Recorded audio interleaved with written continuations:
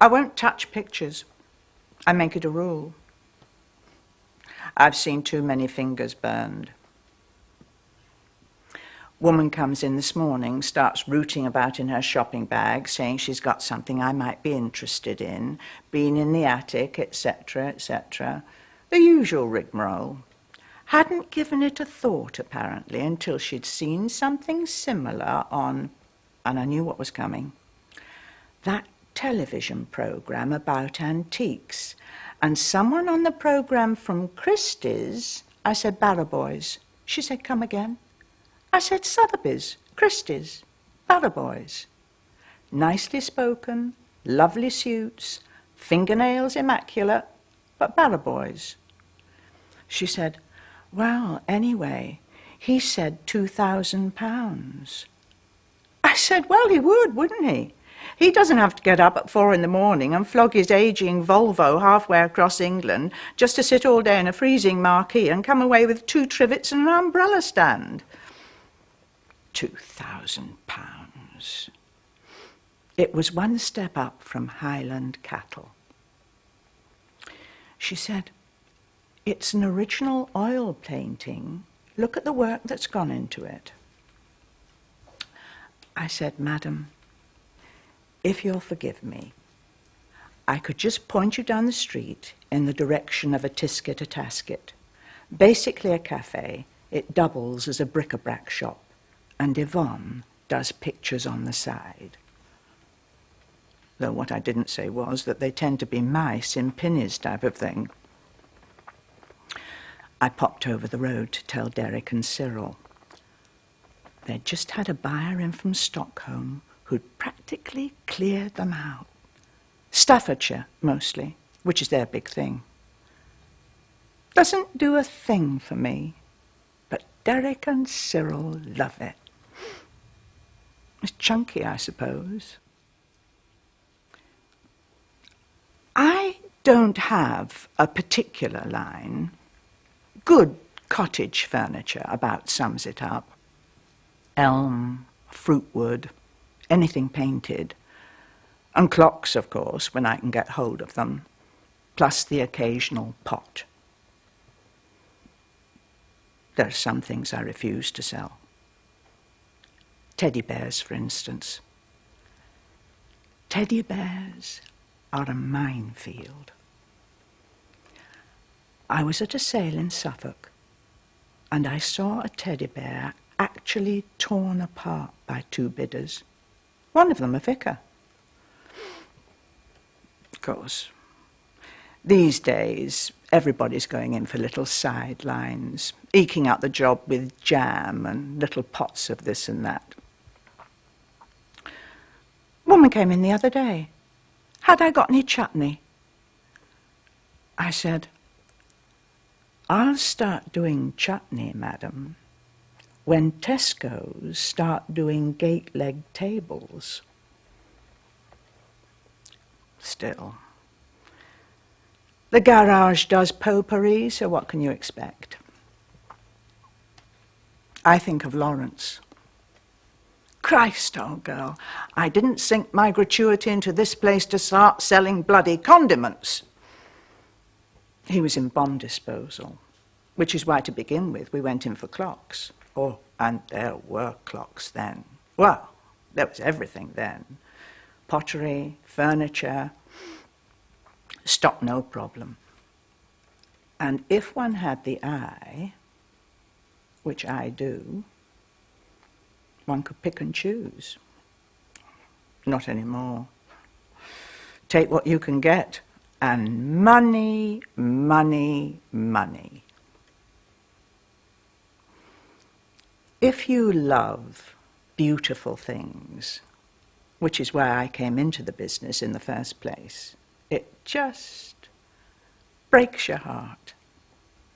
And of course, everybody's an expert these days, up to all the tricks of the trade. You see something catch their eye, and they don't ask about it straight away.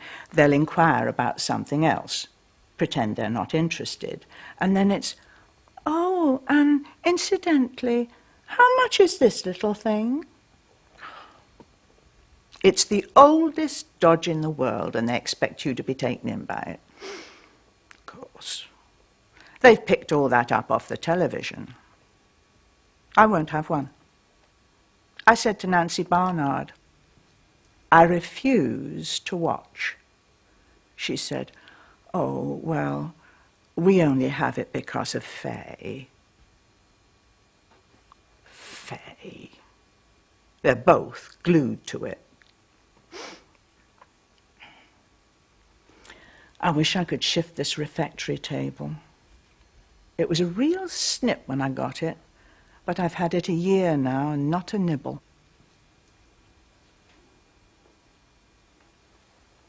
It's a lovely top. Elm. Oh, there's old Miss Fentress seeing what there is. Took 2 Crown Derby plates off her once, just as a favour. One of them chipped.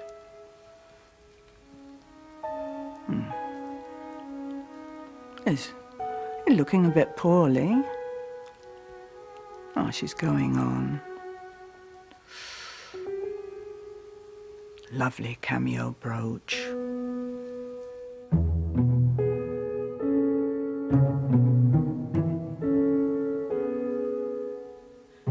They talk as if you're not in the room. Couple in just now, looking at the Asiatic pheasant tureen. £60, she said. I gave £2.50 for mine. Yes, but when, I want to say? 1955? Some of them so careless, they practically hurl things to the floor. Oh, I've got a notice up now. Lovely to look at, nice to hold, but if you break it, I say sold. Oh, somebody looking in. It's a goldfish bowl. No, you can't see the price however far you bend. You're going to dislocate your neck and you still won't be able to see it because I've carefully arranged the ticket so that if you want to see the price, you'll have to come into the shop.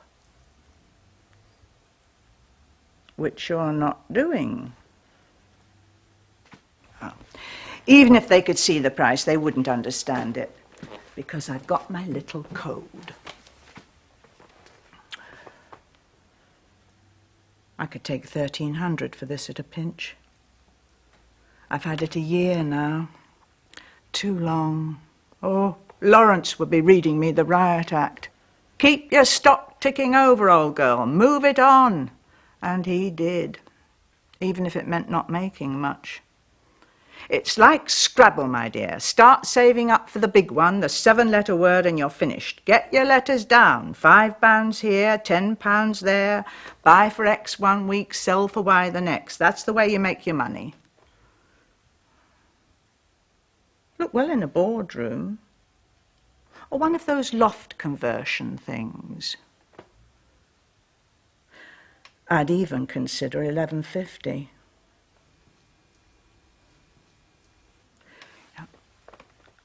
I kept wondering about Miss Fentress.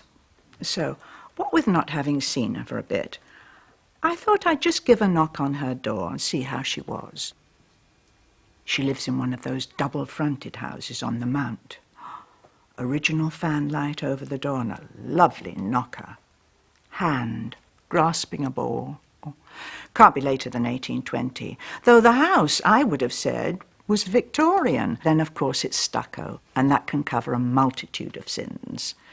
And once I get inside, I realise it's 17th century and seemingly never been touched. And I'm right, of course. She isn't well. Been in bed for a fortnight. And it's Mabel, the home help, who answers the door. Now, I know Mabel of old, because she's been in from time to time with odd bits of stuff, little things, silver vinaigrette, jet brooch, spoons and whatnot, stuff I've been able to find homes for straight away. They all come from Newcastle, apparently, where her aunts had to go into a home.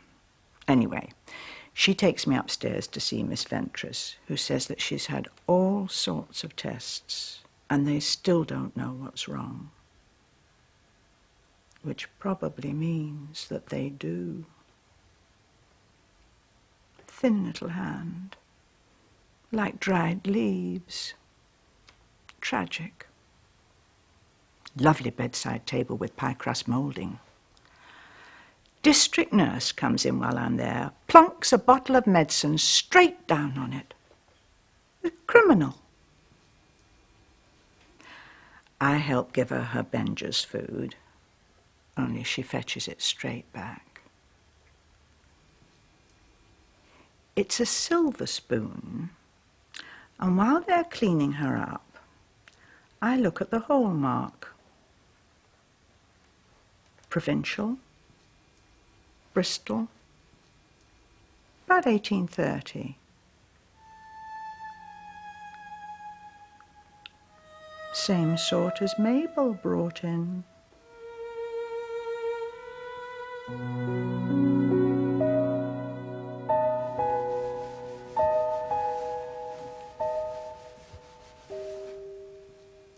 I love a nice finish. Maple, rosewood, walnut particularly. What I cannot abide is stripped pine. I can't see the point, quite frankly. And they're fanatics about it, some dealers. I mean, still, they'll strip everything. 5 minutes in the caustic tank, and it's 100 years of tender, loving care down the drain. All the character gone. I was thinking about this at Miss Ventris's because there's polish everywhere. Walnut, elm, fruitwood. It's like a jewel box. I've been popping in there on a regular basis lately, just to relieve Mabel a bit, because the old girl's scarcely conscious now, and she doesn't know if I'm there half the time. I sit by the bed, clock ticking, carriage clock, tortoiseshell veneer, fluted, about 1750. Lovely. But of course, everywhere you look there's something. Oh, it's like houses used to be in the 50s, and most of it museum quality, practically. It comes from her grandfather, who was a great collector, apparently. I said to Mabel, "What's going to happen to all this?" She said, well, she didn't think there were any relations. There'd been a niece in Canada, but she had a feeling that she'd been in an airline crash. I couldn't get her to show me round at first. Said she was under strict instructions from the solicitors. I said, "What solicitors are those?" She said, "Patterson, Beattie and Brown." I said, "Well, there's no problem there, because I took a knee-hole desk off Mr. Patterson and gave him a very good price." She was still a bit reluctant, so I said, "Mabel, I can well understand that you have to be careful. It's so easy for stuff to go walkabout, particularly with old people. Silver, little brooches, you know the sort of thing." Well, she went a bit quiet, so I said, "Shall we start with upstairs?" And I couldn't believe it. Every room a treasure trove. Amazing. When I was going, Mabel said, "I'll try and steer some of it your way if I can." I said, "Well, yes, there'd be a nice little margin on most of it, even running to the two of us, if the worst comes to the worst, of course." Mabel said yes, though she seems a bit better today. Kept more of her dinner down anyway. Though you've only to look at her under that nightdress and there's nothing there. I said, "Yes. Where did that nightdress come from?" She said, "Her grandmother, I think. It's all hand done. There's half a dozen of them in the linen cupboard. Some of them never worn. Tragic." Of course, the sharks are beginning to gather. I'm sitting by the bed this afternoon. and Derek knocks on the door, bearing one of Cyril's wizened egg custards. Mabel didn't let him get his foot round the door. Only then Nancy Barnard comes rolling up in those terrible beetroot slacks, saying that she and Fay swear by some tincture from the swamps of Paraguay that they'd bought in Chelmsford. Should she get her some? I said to Mabel, they're so transparent. Miss Ventris is asleep, so I have a little look at her bed. It's a country piece, about 1830, I'd have said. Oh, and in such good condition, painted, which always gets my vote. The doorbell goes again, and while Mabel is downstairs, I lift up the mattress. And where the paint's not worn, it's as good as new. I'm just tucking the sheet back when I saw that Miss Ventris had her little eyes open and she's watching me. I think she said, "Happy?" Only Mabel came in just then. Of course, it's hard to tell when they get to that stage. It goes to the brain. The visitor's the priest, come to anoint her and whatnot, just to be on the safe side, as the doctor said that she could go at any time. Mabel and I left him to it and stood respectfully in the background. Had a little embroidered cloth that he covered the chalice with. Arts and crafts by the look of it, and a beautiful thing. Pity it can't be used for something. Of course, when she said happy, what she probably meant was she was happy.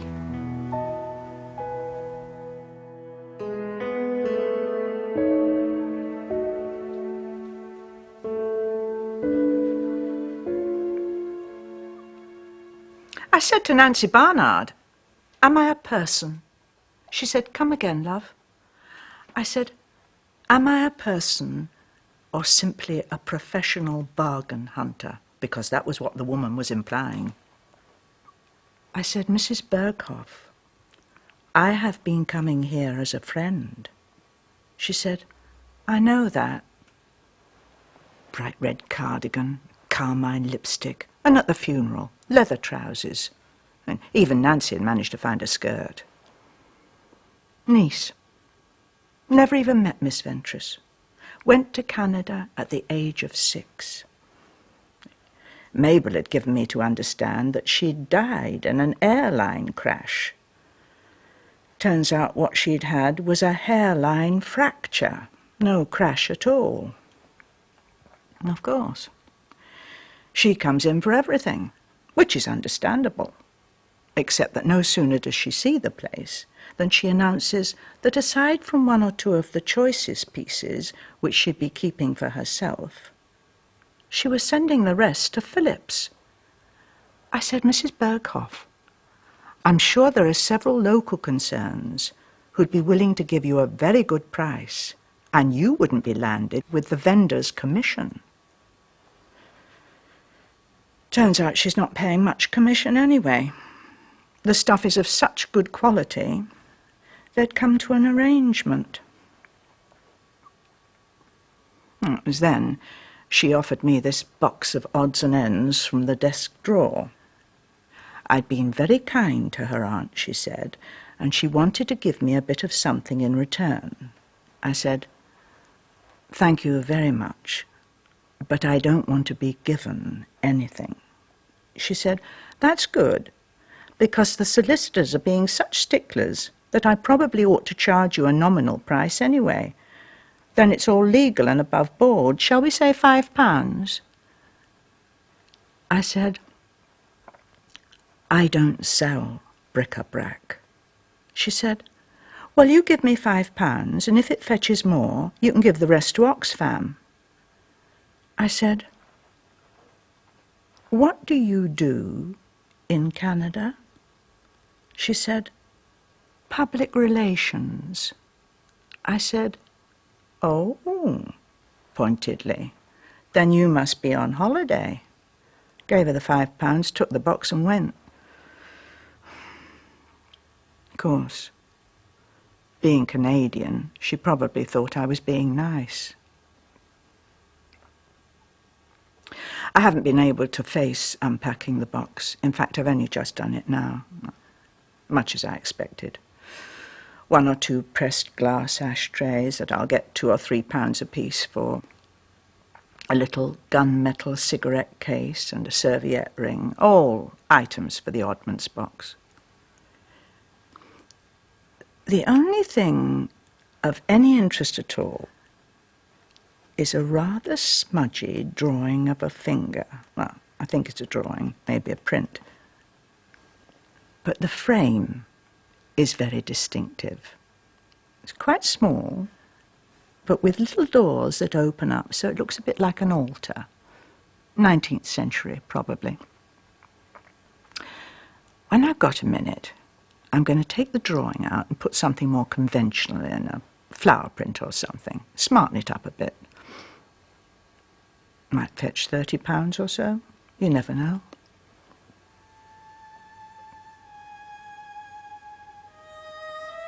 Funny thing to put in a frame.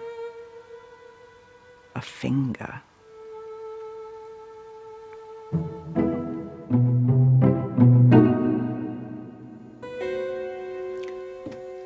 I think the refectory table's gone. Came in this morning. Only young, curly hair. Can't be much more than 20. I asked him, was he looking for anything in particular? He said, well, he did want a little something for his girlfriend, but he was interested in the refectory table. Didn't begin by asking the price, which is always a good sign, just could I measure it for him? While I was rooting about looking for a tape measure, he picks up 1 or 2 bits and pieces. Now, I brought out Miss Ventris's little drawing, thinking to spend the afternoon taking it out of its frame, and I just popped it down on the refectory table, where he picks it up and puts it to one side, so as to look more carefully at the tabletop. When I'd measured it, he got underneath to have a proper look. Well, there's a bit of worm, but in a piece of that age it would be unusual if there wasn't. And anyway, we both think it's dead. So he said, what's the best I can do? I'd given 1,100 for it a year ago, so I said, well, I can't really do much under 1,700. Say 1,650. It's elm. He said, I know, it's beautiful. If it will fit, it's just what we're looking for. So I gave him my card. He writes down the measurements, and he's going to ring me back this afternoon. Just as he's going, he picks up the drawing again and says, what is this? I said, well, it's a finger, isn't it? He said, yes. I'm not sure I like that, but it's a nice frame. How much is it? I thought, well, it's an educated voice. I'll take a chance. I said, I can't really do it for much under 100. Well, he puts it down pretty smartish. I said, the frame alone is worth more than that. He said, yes, it's the frame I'm really interested in. I reckoned to look at my book, and I said, well, I can do it for 90. And if you're not particular about the drawing, I can take it out. He said, oh, no, don't bother, I can do that. Just then someone comes in. He writes me out a cheque really quickly. I wrapped it up and said, and you'll let me know about the table. He said, what? I said, the table. He said, oh, yes, I'll phone you this afternoon. I think it'll be just right. I've just popped along to the bank to put the cheque in, and now I'm waiting for him to call. It's funny. I'd come down to 90, but he was in such a rush, he still made it out for 100.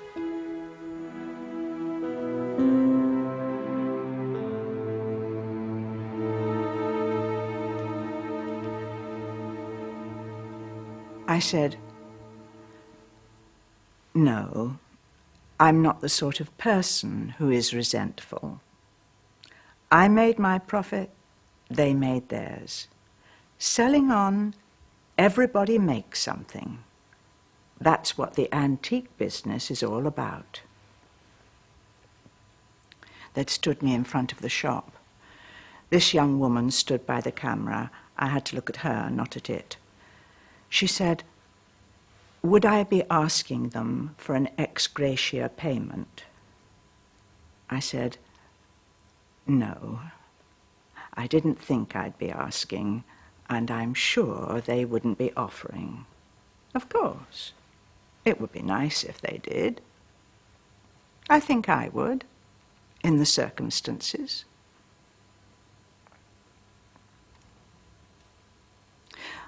I'd actually forgotten all about it.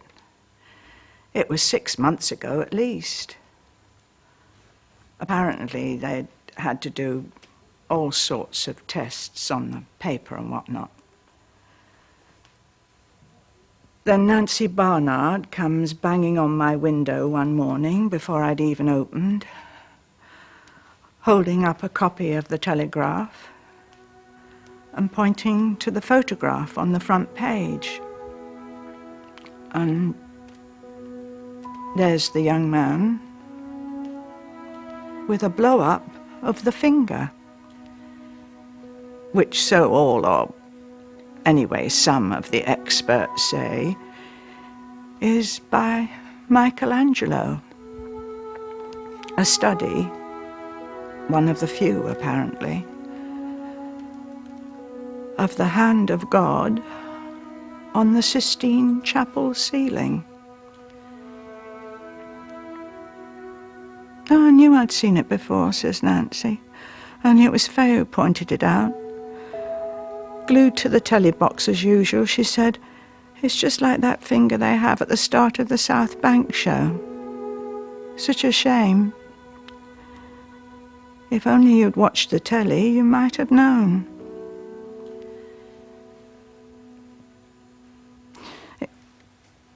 What makes it special, apparently, is the ring.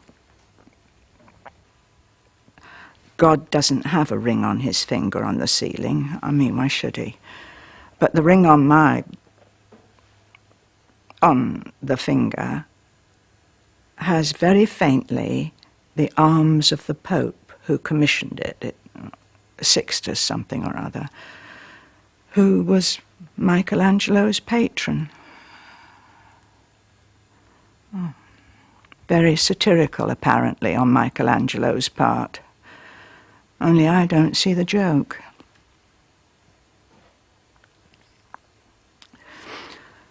But, all of which, needless to say, bumps up the estimated price. Not sold yet, but could fetch anything. 5 million, 10 million. Unique. A finger. That size.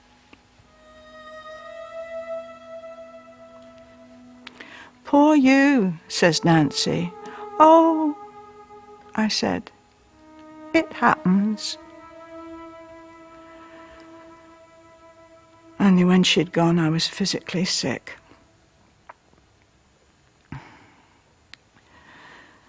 The young man who bought it, whom I'd thought looked quite classy, turns out to be some young blood from Christie's.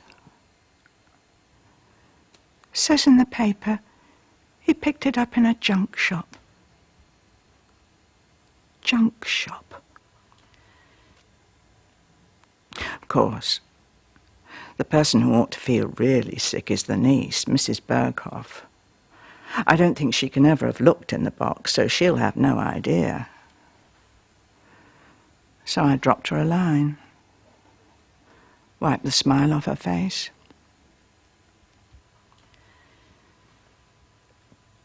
I've been quite busy. Mostly people just wanting to look. Me, chiefly. Still, they bought the odd thing. Sold a couple of lemonade bottles yesterday. Only my stock's low. Can't face going to sales yet. And I've still got this bloody refectory table. Knee-deep in tomatoes, so I made some chutney. Frilly tops, italic label, 95p a bottle.